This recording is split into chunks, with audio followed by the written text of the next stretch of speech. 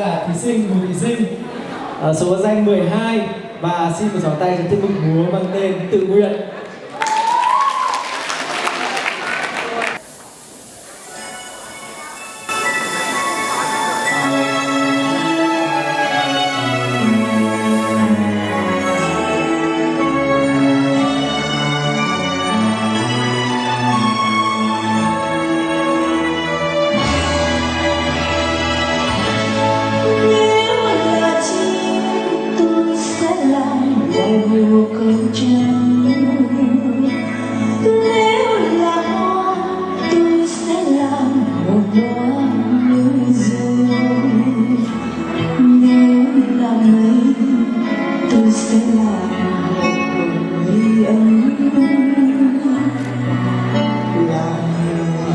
Tôi sẽ chiến cho quê hương.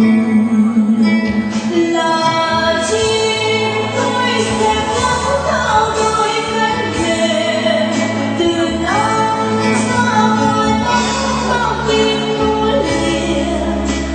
Là hoa tôi nở tình yêu ban sớm cùng trái tim vẫn say mòn.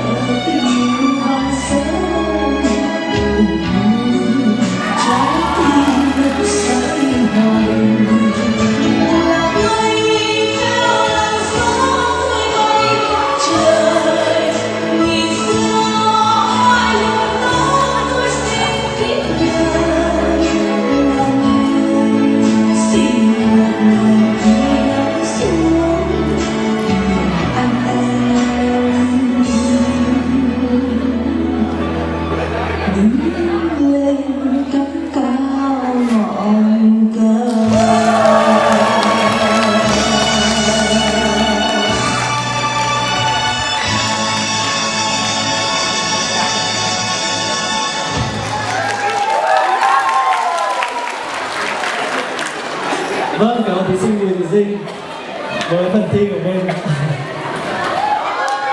Và sếp của bạn là chị Lê Minh Đức.